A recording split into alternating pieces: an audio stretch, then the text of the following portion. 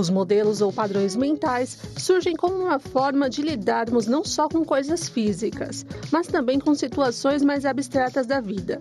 Nos ajudam a observar e compreender o mundo à nossa volta, conforme somos expostos a diferentes contextos, pensamentos e sentimentos.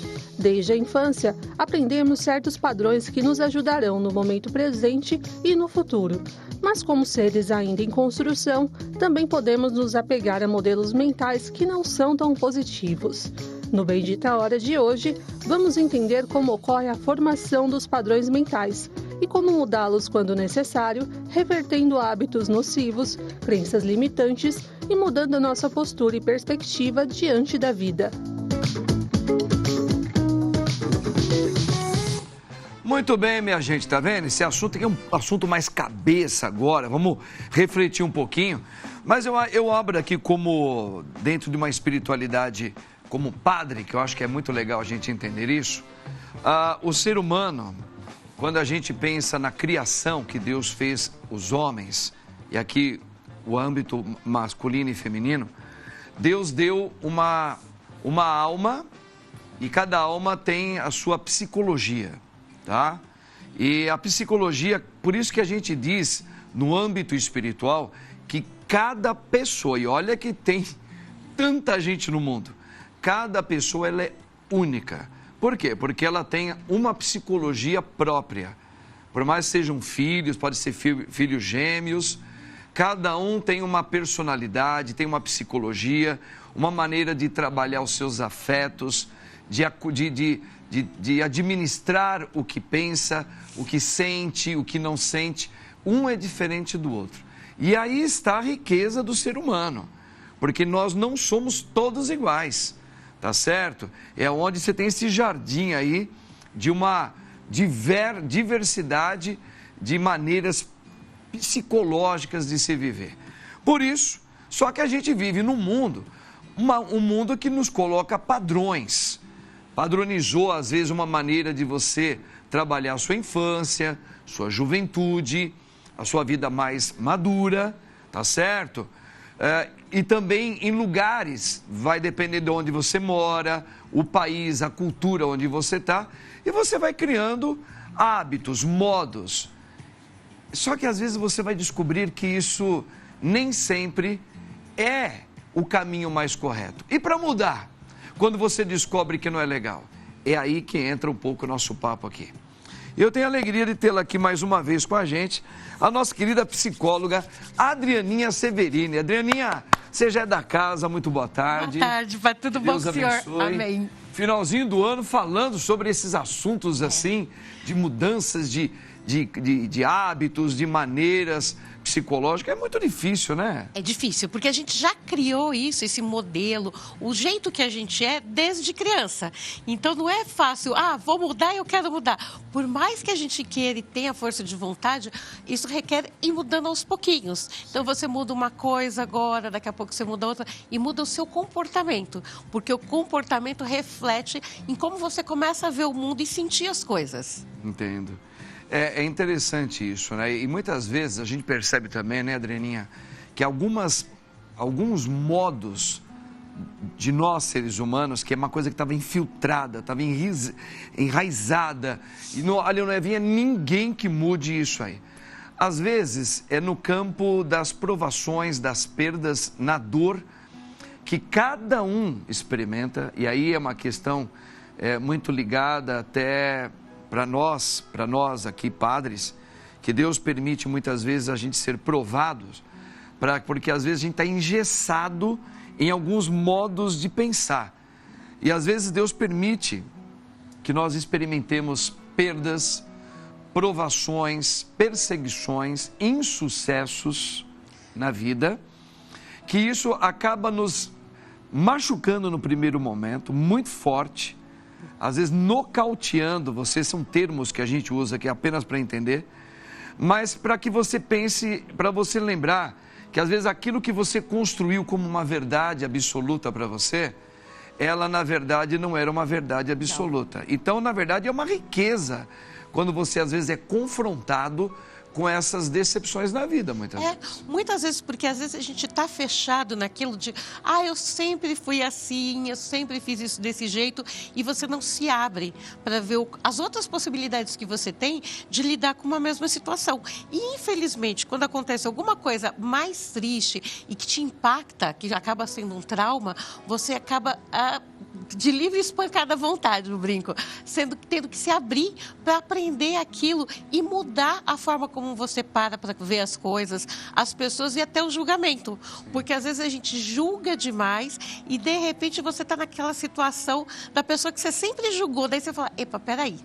Então, e eu acho que a gente tem que estar aberto a isso em todas as idades. Porque às vezes as pessoas falam, não, mas agora eu já estou mais velha e agora está tudo bem. Não, eu acho que a gente vai sempre mudando. Eu dou o meu exemplo de mudança radical esse ano, que foi fazer esporte. Eu estava 40 anos sem fazer. Só 40 anos? Só 40, tranquilinho. Poxa vida. E aí comecei em dezembro do ano passado, fez um ano já.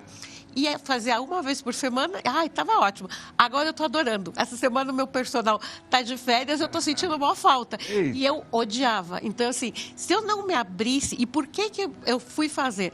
Porque a minha médica virou e falou, Adriana, precisa ganhar músculo, porque está ficando só gordura e osso. Então, você precisa ganhar músculo. Daí eu falei, meu Deus, quero fazer um monte de coisa ainda na minha vida e quero ter saúde. Então, foi um choque super grande que me fez fazer o exercício e depois eu comecei a gostar. O que me chama mais atenção, eu passei 40 anos sem fazer alguma coisa que agora eu gosto.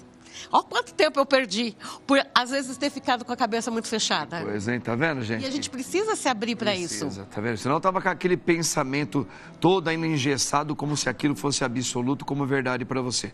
Nós temos um VTzinho aqui, Adrianinha, que fala quando os padrões mentais se tornam preconceitos. Dá uma olhada aí.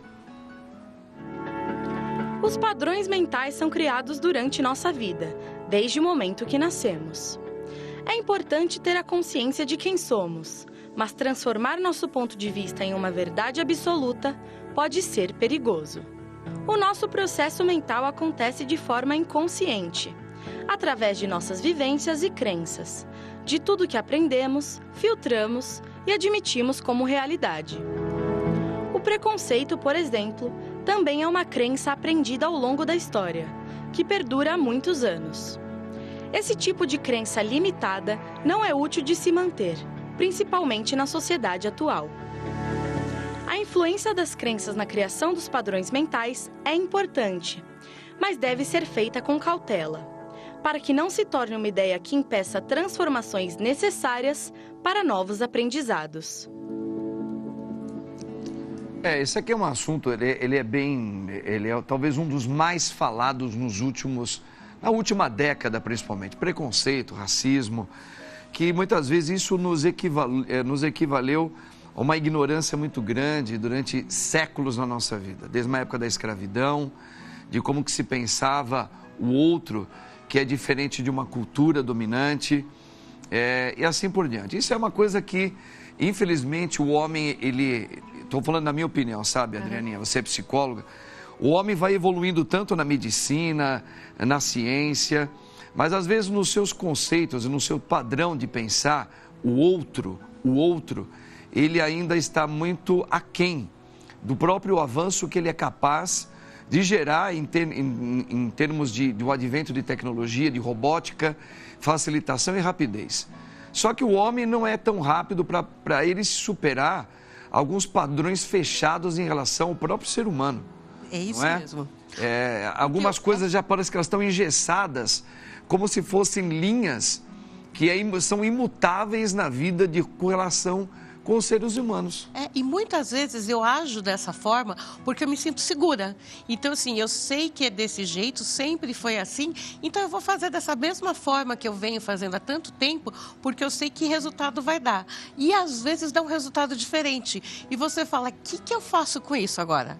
Por isso que a gente tem que estar sempre aberto a entender e ter empatia. Que eu falo que é fácil da gente falar, mas é muito difícil de fazer. Que é se colocar ali no lugar do outro de verdade. Então você entra, às vezes a gente tem preconceito de alguma coisa, ou fala assim, julga muito, então a gente não consegue se colocar no lugar do outro. Então, para todas as situações, eu acho que assim, é legal parar, igual a gente está terminando o ano, parar e falar o que eu não fiz de legal esse ano e que eu gostaria de mudar para o ano que vem, com relação às pessoas. Que foi aquilo que o senhor falou, tem muita tecnologia, só que a gente está esquecendo de olhar para os seres humanos. Sim. Como que nós sentimos, o que a gente faz, como a gente se relaciona com o outro, porque muitas vezes a relação que a gente tem com o outro, ele reage conforme a gente age. Então, se eu chego aqui sorrindo, todo dia, aí vou dar bom dia e ninguém responde, um dia pode ter certeza que alguém vai me responder. Só que se eu chego brava todo dia, nunca falo com ninguém, todo mundo vai falar, nossa, Adriana, não. É mais fácil o padrão negativo se instalar dentro da gente do que o positivo. Eu acho que tem duas palavrinhas que uma você colocou muito bem, Adriana, que faz parte, eu acho que dessa conjuntura humana que está errado, na minha opinião. Duas palavrinhas, por exemplo, mas quem é que não faz isso? Todo mundo faz, não é? A maioria, nossa, o Maracanã todo faz, só eu não vou fazer. Então, para mim, esse aí é um pensamento muito mecânico, antiguíssimo, ultrapassado, perigoso, porque você não é todo mundo. Eu falei, cada pessoa, eu comecei abrindo junto com você, cada pessoa tem uma psicologia diferente. Então, eu não sou igual a você, você não é igual a mim, eu não sou igual a você, nem a Adrianinha é igual a mim. Então, a minha maneira de pensar, de amar, de sentir é diferente da sua. Então, a gente deveria arriscar, penso eu, dentro da nossa psicologia humana, como um padrão fechado. Porque todo mundo faz. Tá, primeira coisa, tira essa coisa de todo mundo faz. Pode ser que uma grande massa tem aquele comportamento, age assim, toma decisões assim, responde assim e tem esse preconceito. Mas você é você, então você é uma pessoa única. 2, você entrou na conversa. A gente tem uma dificuldade terrível, que eu acho que está emanada com essa primeira, da gente nunca nos colocar, tenta fazer um exercício de você se colocar no lugar daquela pessoa. Por exemplo, você vê a Adriana sendo, vamos supor, você está sendo dura comigo. Você é respondona, você me provoca, você quer me colocar medo. Eu não tenho a capacidade de procurar entender a sua psicologia. Por exemplo, talvez você está carente, talvez você está machucada, talvez você esteja passando por uma fase não muito boa. Eu precisaria ter a capacidade, isso aqui é uma grandeza de cada um. A grandeza minha é poder enxergar você sobre uma ótica de que talvez está lhe faltando uma coisa que está te deixando agressiva, está mostrando as unhas o tempo todo. Por quê?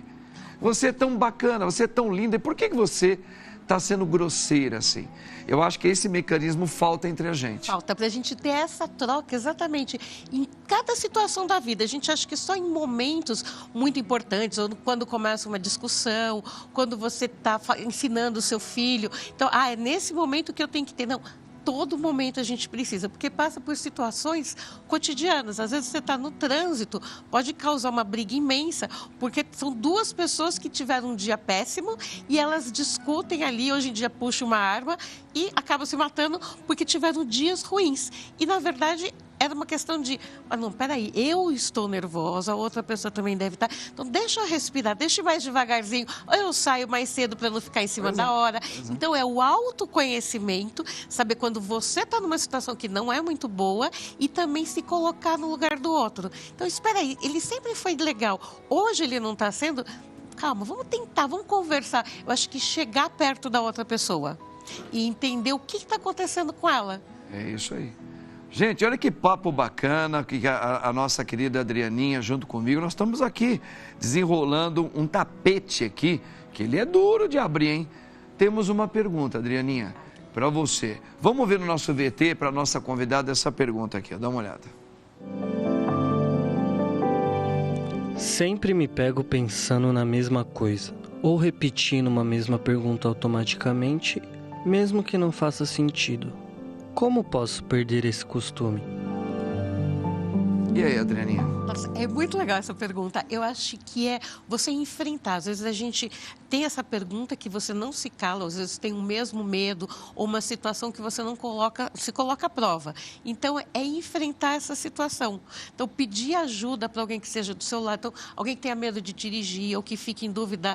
Tem pessoas que são muito ciumentas, um exemplo disso. Então, você tem muitos ciúmes e você fica sempre pensando que algo de ruim pode estar acontecendo. Então, é lá e enfrentar. Você está sentindo esse medo? Por que eu estou sentindo esse medo? O que está acontecendo? Por que esse pensamento vem? Só que a gente tem que tomar cuidado que esse pensamento, às vezes, que é constante, ele pode se transformar num transtorno psicológico, que é o toque. Que todo mundo acha que o toque é só aquele de, tem mania de limpeza, de colocar as coisas arrumadinhas. Não, a gente tem o toque de pensamentos, então tem que ficar muito atento. Se são pensamentos recorrentes e que nunca passam, então é legal procurar um psicólogo para entender, porque você pode estar sofrendo de toque. Então, você tem pensamentos muito ruins, de que pode, eu estou dando um exemplo, mas tem vários, pode acontecer algo de complicado com a sua família, eu tenho um gatinho com meu gato e eu saí, deixei em casa.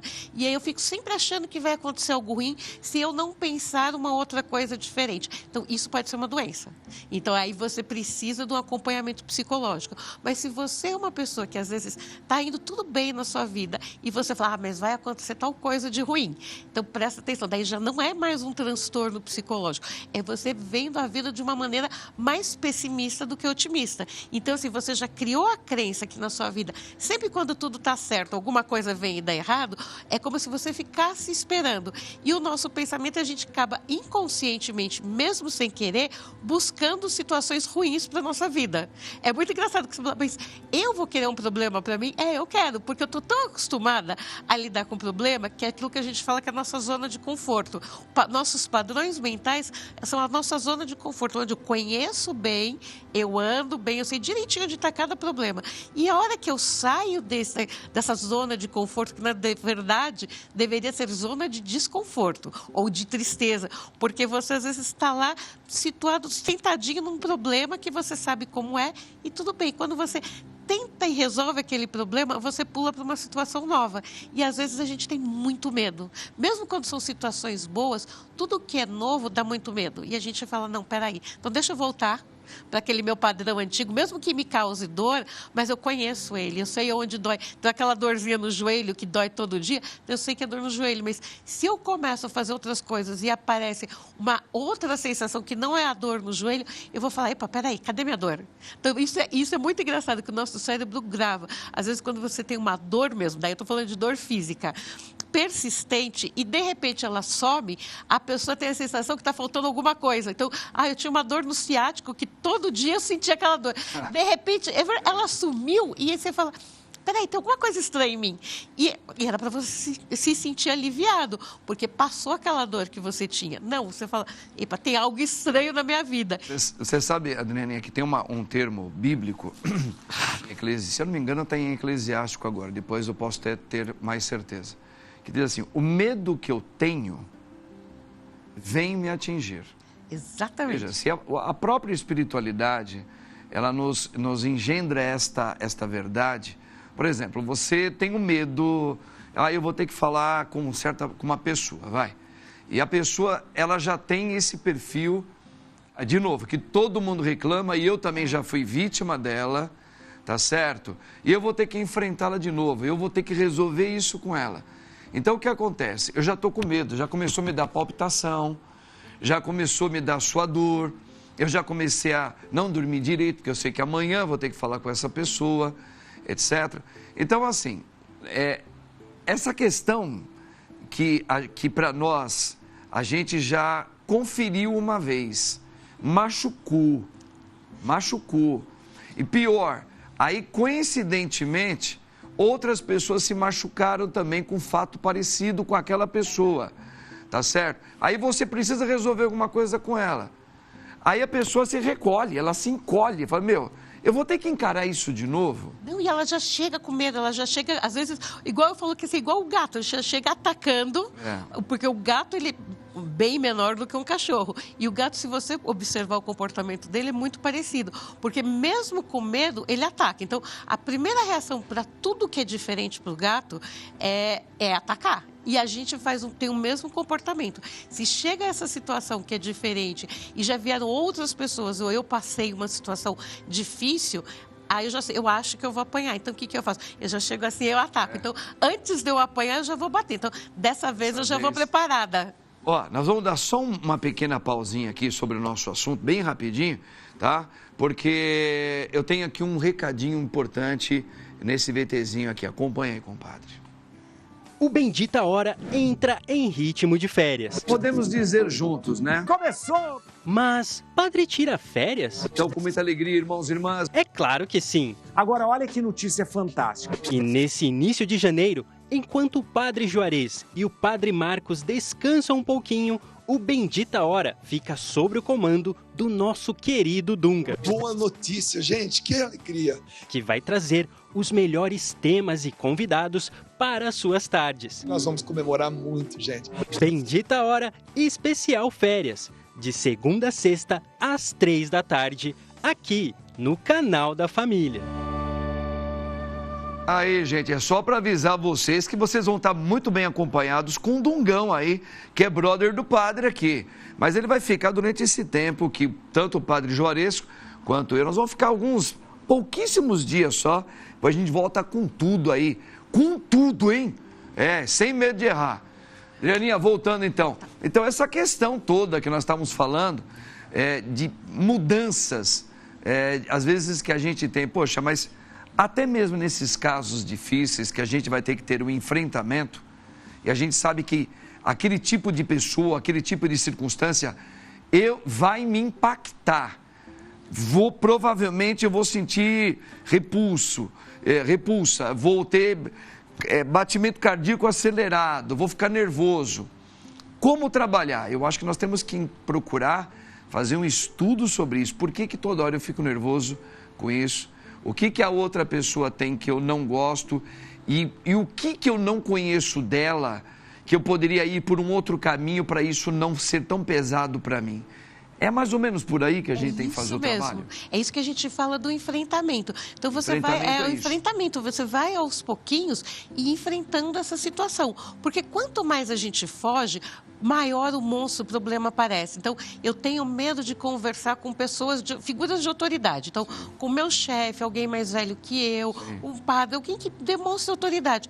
E o que eu tenho que fazer? Eu começo aos pouquinhos. Eu tento primeiro, como você falou, conhecer a outra pessoa, eu chego perto, se é um chefe meu, entender, a gente já sabe mais ou menos quando está de bom humor, então deixa para falar quando a pessoa estiver mais bem-humorada, mas enfrenta, nunca fica passando para outra pessoa. Às vezes até que você pega assim, criança, adolescente em sala de aula, que tem vontade de perguntar as coisas para os professores e não faz, fica cutucando o colega, pergunta isso, pergunta aquilo, porque tem medo. E é uma coisa tão pequenininha que ela pode enfrentar. Então, os pais ensinar as crianças desde pequenininho isso. Você está na sala de aula, você pode perguntar, tem que ser educado, mas você vai e pergunta se você tem dúvida. Não pede para os outros fazerem. E os pais também irem empurrando os adolescentes faz isso, você vai dando atividades para que eles quebrem esse medo. Primeiro começa com uma timidez, depois pode se transformar num medo muito grande, que na vida adulta é mais difícil de quebrar. Você entrou na parte de infância, que é muito importante já fazer esse trabalho. Nós temos um VT aqui, que ela vai entrar um pouquinho nisso aí, que fala um pouco sobre os padrões mentais na infância. Dá uma olhada. Vivemos inúmeras experiências ao longo da vida e, nesse processo, crescemos e amadurecemos. Esse processo se inicia na infância e segue por toda a vida. Os padrões mentais são consolidados na infância e, na maioria das vezes, fortalecidos e mantidos por toda a vida. Um padrão mental se forma com a repetição constante de situações, de pensamentos e de sentimentos. No caso da criança, sabe-se que a família e a escola são os primeiros ambientes sociais em que elas interagem. Então, quando nesses ambientes uma criança ouve e percebe constantemente que é amada e que é capaz de realizar aquilo que deseja, vai crescer com autoconfiança, tornando-se um adulto realizado e de bem com a vida. Só que as crianças também vivenciam situações emocionais difíceis ou que geram sofrimento. Assim, uma criança ou um adolescente que tem vivências não amorosas e que promovem a falta de confiança em si mesmos, pode se tornar um adulto inseguro, com baixa autoestima, com dificuldade de relacionar-se com as pessoas, com comportamentos competitivos ou agressivos. É importante cultivar, desde a infância, pensamentos e sentimentos, atitudes saudáveis, de modo a criar padrões mentais positivos e, em consequência, uma vida de bem-estar e alegria. Ah, criançada, é um barato, né? Adrianinha, você sabe que uma vez, acho que inclusive foi aqui mesmo, Bendita Hora, com uma outra convidada, eu gostei muito de um assunto que ela nos abordou assim, diante de filhos. Às vezes um casal tem 2, 3 filhos e cada filho tem a sua personalidade. E ela me chamou a atenção quando ela disse assim, que normalmente os pais falam, por exemplo, dança para a mamãe ver, para o papai. Aí a criança, para agradar os pais, ela dança. Mas chama mais atenção quando na formação dessa psicologia da criança, da infância dela, é quando o pai fala, dança pro pai, faz isso aqui, né? Ela fala assim, não, agora eu não quero. Ela falou que isso é muito positivo, porque a gente mais ou menos, é como se você estivesse comprando e a criança vai aprendendo e criando uma personalidade que para agradar o outro, ela vai sempre ser recepcionada, eu te dou, você me alegra fazendo isso. Então ela vai querer sempre fazer alguma coisa naquilo que o outro está pedindo. Agora, quando a criança fala, agora eu não estou com vontade, eu não quero, que isso é muito positivo, porque mostra a personalidade dela, que ela já está definindo uma personalidade que ela não se vende, no bom sentido, para agradar. Eu não preciso ser sempre legal para que todo mundo goste de mim. Eu posso ter as minhas vontades, ter aquilo que eu gosto de fazer, aquilo que eu não gosto, e as pessoas precisam entender que a gente é desse jeito. Então, alguns eu gosto de dançar, mas não é todo dia que eu quero dançar.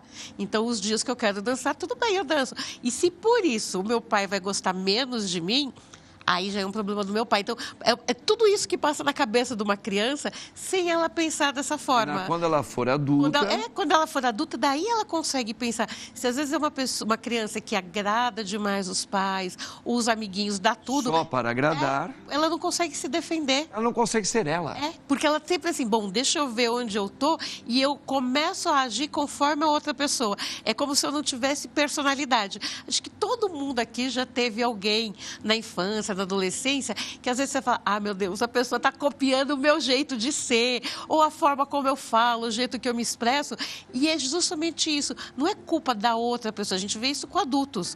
E às vezes copia um personagem de filme que acha... Porque, olha que eu me sinto perdida e eu me identifico com a outra pessoa ou com aquele personagem, e aquele personagem é gostado, ele é recebido com amor pelas outras pessoas, eu tento ser aquela outra pessoa. Então, às vezes, eu tenho uma amiga que eu vejo que todo mundo gosta dela, aí eu começo a perceber que se eu começar a ser parecida com ela, eu também vou ser gostada por todo mundo. Isso. Então, eu vou me modificando para ser a outra pessoa e me perco. E é isso que acontece com a maioria de todos nós, eu acho, que pelo menos num período da nossa vida. Nós temos um VT aqui, o papo tá bom, hein? Falei que o papo estava bom. Agora, um VT com 6 padrões de pensamentos que acabam com a motivação e devem ser evitados. Olha aí, quais são? Não é fácil manter o pensamento positivo todos os dias, principalmente quando estamos lidando com problemas que afetam o emocional. Existem alguns padrões de pensamento que podem dificultar a nossa positividade e devem ser identificados e evitados para que possamos manter a mente saudável. São alguns deles: a supergeneralização, o raciocínio emocional, o pensamento egocêntrico e a adivinhação de pensamentos. Todos esses pensamentos apresentam um padrão que deve ser evitado, principalmente em momentos difíceis. É preciso ficar atento aos nossos sentimentos para manter a mente saudável. Olha, tá vendo? Isso aí já é uma outra questão.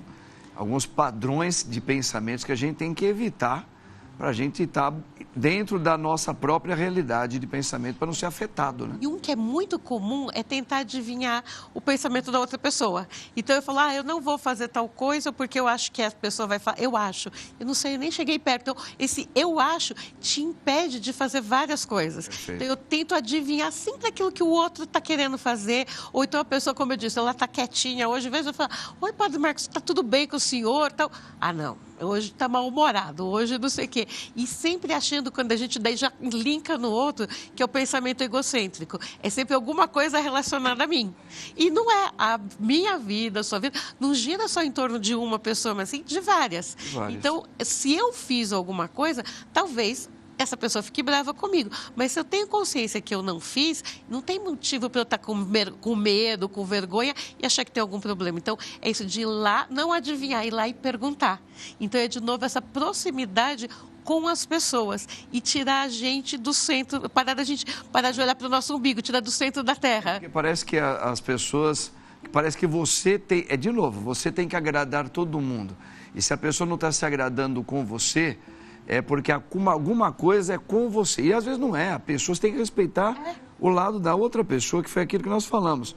Nós deveríamos aprender a nos colocar no lugar do outro e procurar entender que ela pode estar passando por outros problemas que não tem nada a ver comigo. Tá certo? Padrão mental da escassez. Tá? Vilão ou fundamental para sobreviver? Vamos ver isso aí? Dá uma olhadinha no VT. Já se perguntou por que muitas vezes sentimos uma constante sensação de escassez em nossas vidas? Isso pode estar relacionado ao chamado padrão mental de escassez. Esse padrão foi moldado ao longo da evolução humana para garantir a sobrevivência em um ambiente hostil. O cérebro humano desenvolveu mecanismos de proteção, superestimando ameaças e subestimando oportunidades, como uma margem para reagir mais rapidamente ao perigo. Infelizmente, nosso cérebro tende a focar em experiências negativas, o que acaba nos levando à insatisfação, autocrítica e previsão de cenários catastróficos. Portanto, a reprogramação do cérebro é essencial, começando pela purificação dos pensamentos, buscando fixar e dar mais importância a boas lembranças para que mantenhamos-nos fortes para evitar a contaminação pela negatividade.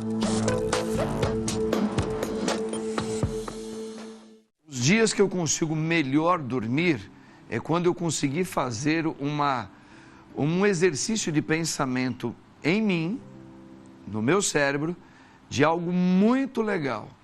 Ou de alguma coisa muito boa que me aconteceu no passado, ou que está para acontecer, ou estou numa expectativa. É quando eu consigo dormir.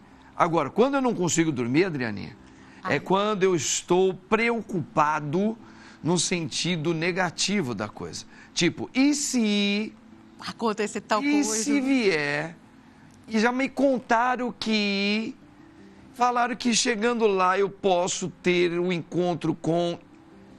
Aí o meu cérebro, ele pode, do ápice da graça de descansar, me tira o sono todinho, porque eu falo, meu Deus, eu só fiquei pensando que se realmente acontecer, eu tenho vontade até de ligar para alguém de noite e falar, me ajuda, o que você acha que eu devo fazer, que eu estou preocupado com isso? Isso acontece muito. Acontece direto. Por que isso acontece? Como falou no VT, o nosso cérebro, ele foi acostumado lá atrás a se defender de situações de perigo. E agora que a gente não tem, pelo menos aqui no Brasil, não tem urso, não tem uma onça aqui em São Paulo andando, a gente vê esse urso, essa onça... onça por aí que é de outro tipo, né? E a gente vê isso como sendo a pessoa que está do nosso lado. Às vezes de situações que podem ser sempre ruins. Então, o nosso mecanismo de fuga, que é aquilo que a gente aprendeu lá atrás, que era ou combater ou fugir, ele ativa. E aí a gente fica acordado, não consegue dormir, pensando como que eu vou fugir daquela onça que não tem. E é normal, é isso que gera ansiedade. O que não chegou. O que não chegou, a gente fica pensando naquilo que pode acontecer de ruim, mas que não aconteceu. E aí você perde o seu sono, perde o momento que você está tendo legal, porque às vezes a gente está aqui nesse papo legal e aí eu fico preocupada com outra coisa que está acontecendo e deixo de prestar atenção aqui.